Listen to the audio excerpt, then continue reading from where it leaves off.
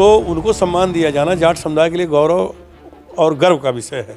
इसको वह समुदाय महसूस भी कर रहा है, इसलिए बम्पर वोटिंग होगी भाजपा के पक्ष में। इसको लोग चुनावी चश्मे से देख रहे हैं कि इसमें पार्टी अपना हित साधने की कोशिश कर रही है।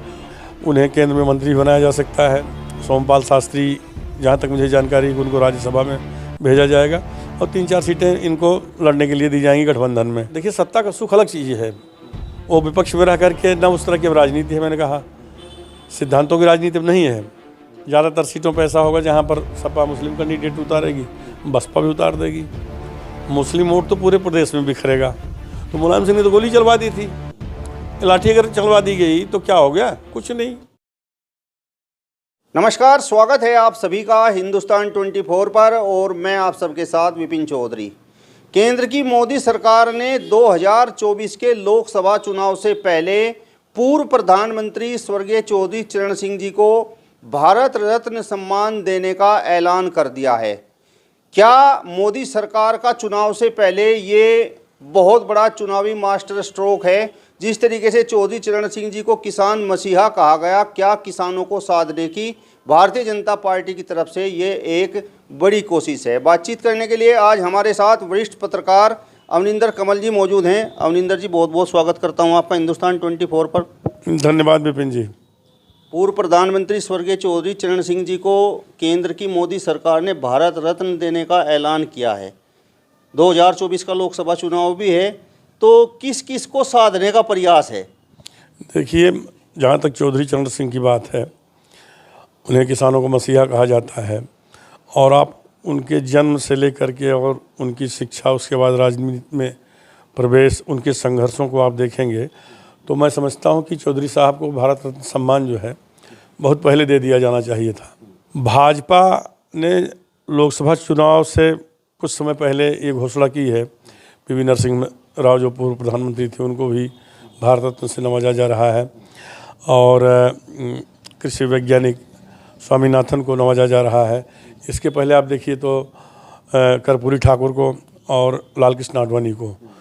तो इसको जो राजनीति के विश्लेषक हैं या जो जानकार हैं, वैसे भी आमतौर पर ये माना जा रहा है कि इसको लोग चुनावी चश्मे से देख रहे हैं कि इसमें पार्टी अपना हित साधने की कोशिश कर रही है। वैसे भी जो नियमावली है उसमें एक साल में, जहाँ तक मुझे जानकारी है, कि केवल 3 लोगों को ही भारत रत्न दिया जा सकता है, लेकिन इस बार 5 की घोषणा हुई है। घोषणा राष्ट्रपति करते हैं और इस बार जो है प्रधानमंत्री ने उस पर एक सोशल साइट पे इसका ऐलान किया। उसके बाद सियासी हलचल मच गई। तो जहाँ तक भारत रत्न सम्मान दिए जाने की बात है, यह सर्वोच्च नागरिक सम्मान है और जिन लोगों को मिला है भारत रत्न, उसमें चौधरी साहब का कद किसी से कम नहीं है। उन्होंने हमेशा किसानों की, मजलूमों की, गरीबों की, इनकी आवाज़ उठाई, इनकी लड़ाई लड़ी। उनका जीवन बेहद सादगीपूर्ण था। आज की तरह जैसे जो वो बिल्कुल सिद्धांत की राजनीति करते थे। पंडित नेहरू से उनकी नहीं बनती थी तो उन्होंने हमेशा उनका संसद में विरोध किया, उनके विचारों का विरोध किया। नेहरू जी का बल सहकारिता की खेती पर था, चौधरी साहब ने उसका खुल करके मुखर विरोध किया। वो मुख्यमंत्री भी रहे उत्तर प्रदेश के, उनके पास तमाम सारे, इसके पहले भी जब मंत्री रहे तो तमाम विभाग रहे, भूमि संशोधन का मामला हो, जमींदारी उन्मूलन का मामला हो, तो ये सब जो है वो जीवन पर्यंत किसानों की बेहतरी के लिए काम करते रहे। तो उनको भारत रत्न दिया जाना कोई अचरज नहीं है। अब हाँ, इस पर राजनीति हो रही, इसमें दो राय रही है और होनी भी चाहिए, क्योंकि अब आप देख रहे हैं कि जयंत चौधरी का लगभग भारतीय जनता पार्टी में उसके साथ गठबंधन फाइनल है। तो कई चीज़ें हैं। मेरा सवाल आपसे ये है कि जिस तरीके से ये भारत रत्न सम्मान पूर्व प्रधानमंत्री स्वर्गीय चौधरी चरण सिंह जी को दिया गया है और किसान मसीहा उन्हें कहा गया है, तो क्या जिस तरीके से किसानों की नाराज़गी आप भारतीय जनता पार्टी के देख रहे होंगे, केंद्र की सरकार के प्रति देख रहे होंगे, उत्तर प्रदेश सरकार के प्रति देख रहे होंगे, तो क्या किसान इस सम्मान से खुश हो सकता है? देखिए, ऐसा है, ये बिल्कुल बेसिर पैर की बात है कि किसान नाराज़ है। अगर किसान नाराज़ होता, देखिए इतना बड़ा आंदोलन हुआ था पिछली बार दिल्ली बॉर्डर पर, कई किसानों की शहादत हुई, तो ये लोग कह रहे थे कि नहीं, हालांकि वो कानून सरकार को वापस लेना पड़ा कि नहीं, उत्तर प्रदेश में दोबारा जो है वो भाजपा नहीं आएगी, अब की बार सुपड़ा साफ हो जाएगा। खीरी लखीमपुर में किसानों पर एक मंत्री के बेटे ने, जो कि वही भाई उन पर तमाम सारे आरोप हैं, जेल भी गए, वो गाड़ियाँ चढ़ा दी थी, प्रदेश व्यापी विद्रोह हुआ। तो आखिर अगर किसान नाराज़ होता तो बीजेपी की पूर्ण बहुमत में सरकार कैसे आती? पश्चिम में थोड़ा घाटा जरूर हुआ, उसकी वजह कि देखिए, एक तो भाकियू का रोल, दूसरे पश्चिम बेल्ट में हमेशा से रालोद का समीकरण ठीक रहा। मुजफ्फरनगर दंगे के बाद वो दूरियां बढ़ गई मुसलमानों में और जाटों में। नहीं तो चौधरी साहब ने अजगर समीकरण बनाया था, मजगर, जिसमें मुस्लिम थे, जाट थे, गुर्जर थे और एक जाति और, मतलब इस तरह का उनका समीकरण था। तो जाति समीकरण साधना हर पार्टी के लिए ज़रूरी हो गया है। और भाजपा इस समय आप देख रहे हैं कि दूसरी बार केंद्र में सत्ता में रही और तीसरी बार भी आने का प्रयास किया जा रहा है। इसीलिए आप देखिए कि वहाँ इन्होंने बिहार में नीतीश जी को तोड़ लिया, फिर कर्पूरी ठाकुर को भारत रत्न दिया गया। तो ये है, ये सरकारों की फितरत होती है। जो भी सत्ता में होता है वो भी चाहता है कि हम दोबारा रिपीट हों। जो विपक्ष में हैं उनके अपने हथकंडे हैं। अब राहुल जी यात्रा निकाल रहे हैं, तो और भाजपा हर जगह जो है वो पार्टियों में तोड़ मरोड़ कर दे रही है। तो इसका चुनावी लाभ तो भाजपा को मिलेगा ही। जयंत अगर शामिल हो जाते हैं तो जो मीडियम में, जैसे पिछली बार 5-7 सीटें लोकसभा की हार गई थी भारतीय जनता पार्टी, जिसमें अमरोहा से दानिश अली जीते थे बहुजन समाज पार्टी से, ये बिजनौर और नगीना, ये सब भी सीटें बसपा जीत गई थी, और कुछ और सीटें उधर पूर्वांचल की। तो अब पश्चिम में भाजपा बहुत मजबूत हो जाएगी जयंत के आने से। जिस तरीके से आपने कहा कि किसान कहाँ नाराज है, तो ये राकेश टिकैत, नरेश टिकैत और भारतीय किसान यूनियन सहित कई बड़े बड़े संगठन ये लगातार धरने प्रदर्शन करते रहते हैं। तो ये बस केवल इनका दिखावा है? नहीं, दिखावा नहीं। देखिए, मैं पिछले 25 साल से पत्रकारिता कर रहा हूँ और मैं वेस्ट यूपी के तमाम जिलों में ब्यूरो प्रभारी रहा, राष्ट्रीय अखबार में, उत्तराखंड भी रहा। हर सीजन में मैं देखता आ रहा हूँ कि भारतीय किसान यूनियन या इससे जुड़े और जो संगठन हैं वो आंदोलित होते हैं और उनके साथ किसान जुड़े होते हैं। गन्ना मूल्य को लेकर के ही झगड़ा होता है, सरकार से शरारत।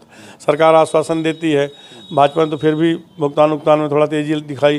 पिछली सरकारों में भी, चाहे बसपा की रही हो, सपा की रही हो, गन्ना मूल्य को लेकर हर साल माथापच्ची होती है। और सरकारों को अपना, देखिए, चीनी मिलों से जो समीकरण है, जो चीज़ें हैं, अब एकदम से तो पूरा दाम बढ़ाती नहीं है। तो कई बार कहा जाता है जैसे गन्ना मूल्य घोषित होगा कि तो ऊँट के मुँह में जीरा है, ऐसा नहीं वैसा नहीं। तो ये एक तरह से रस्मी हो गया है। और किसानों को अगर गन्ना से लाभ नहीं मिल रहा है तो मैं समझता हूँ कि उन्हें दूसरी खेती भी करनी चाहिए, जैसा कि अन्य राज्यों में यह प्रयोग किया गया है। तो गन्ने को लेकर तो गर्माहट रहती है वेस्ट यूपी में, खास तौर से चूँकि ये गन्ना बेल्ट है। और भाकियू जो है उसका, जब महेंद्र सिंह टिकैत थे तभी से उसकी अगुवाई करती रही है। अब तो उससे 6 टक्के और भी संगठन बन गए हैं, लेकिन इसका चुनाव पर बहुत ज़्यादा प्रभाव कभी देखने को नहीं मिला।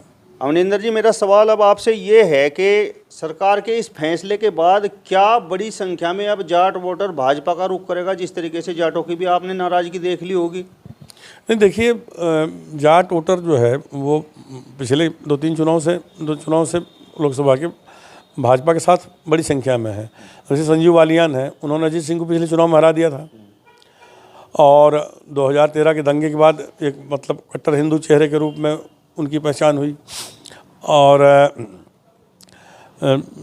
अब इस फैसले से जैसे भारत रत्न दे दिया गया, तो आप देखिए पूरे पश्चिमी उत्तर प्रदेश में जाट समुदाय के लोगों में खुशी की लहर है और वो मिठाइयाँ बांट रहे हैं, ढोल नगाड़े बजा रहे हैं, चरण सिंह की प्रतिमाओं पर माल्यार्पण हो रहा है। तो जाटों को लगा कि चलिए यार, कांग्रेस ने नहीं किया था या अन्य सरकारों ने नहीं किया, और चरण सिंह किसी एक जाति बिरादरी के नेता नहीं थे। अब लोगों ने बहुत, जैसे 87 में शायद उनकी डेथ हुई थी। हम तो बहुत छोटे थे तब, हाई स्कूल इंटर में रहे होंगे। लेकिन बाद में जब मैं, मतलब, समझ की आँख खुली और मैंने उच्च कक्षाओं में जब मैं गया, मैंने चरण सिंह की लिखी कुछ किताबें भी पढ़ी हैं, हालांकि वो अंग्रेजी में हैं। तो वो इसकी जाति प्रथा के बड़े विरोधी थे। जैसे वे कहते थे गाय नहीं बेचना चाहिए। जब उन्होंने इस्तीफ़ा दिया था मुख्यमंत्री पद से, वो कुछ समय कानपुर दौरे पे थे, देखिए कितने सिद्धांतवादी थे, वहीं से उन्होंने गाड़ी लौटा दी थी।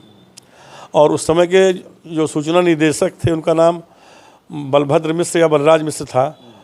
गाय उन्होंने उनको सौंप दी थी, बोले कि यार सब कुछ तो चला गया भाई, पद छूट गया है, तो गाय की सेवा तुम ही कर लो।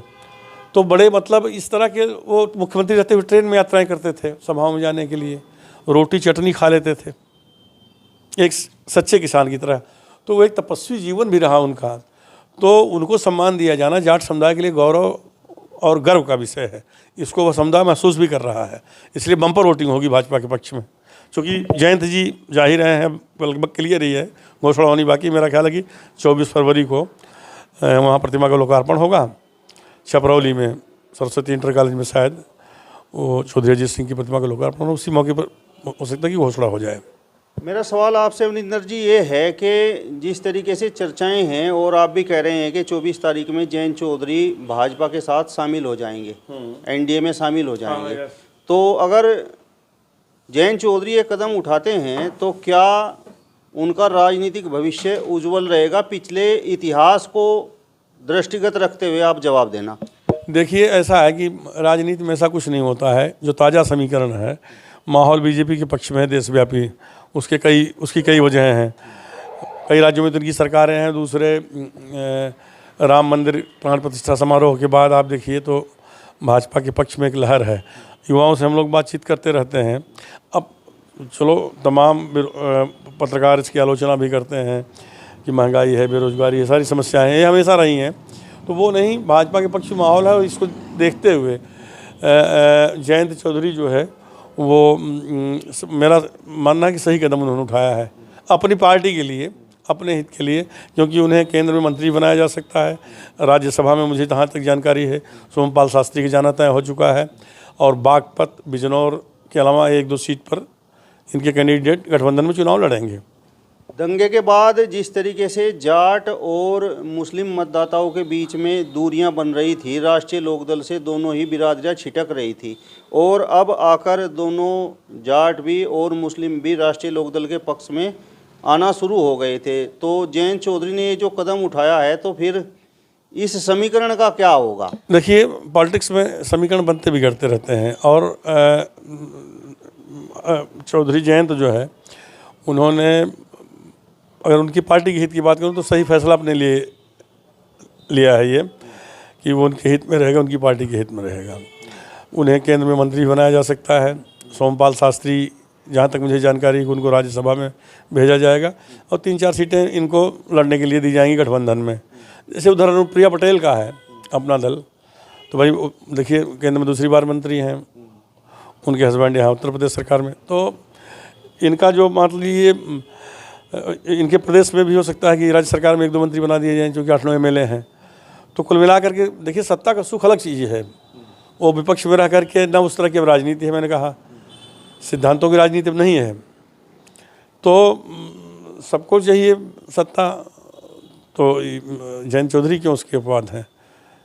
मेरा सवाल अब आपसे ये है कि मुजफ्फरनगर दंगों के बाद जाट और मुस्लिम में जो खाई बननी शुरू हुई थी, तो क्या जयंत चौधरी के इस कदम के बाद एक बार फिर से वो खाई गहरी होती जाएगी? नहीं, खाई गहरी, देखिए वो दंगों के बाद जो परिस्थितियां थीं, एक बहुत बड़ी कटुता पैदा हो गई थी, क्योंकि जो मतलब इसी गौरव और सचिन जाट बिरादरी से जिनकी हत्या हुई थी, फिर उसके बाद तो काफ़ी यहाँ भीषण रक्तपात हुआ, शामली तक, सहारनपुर तक।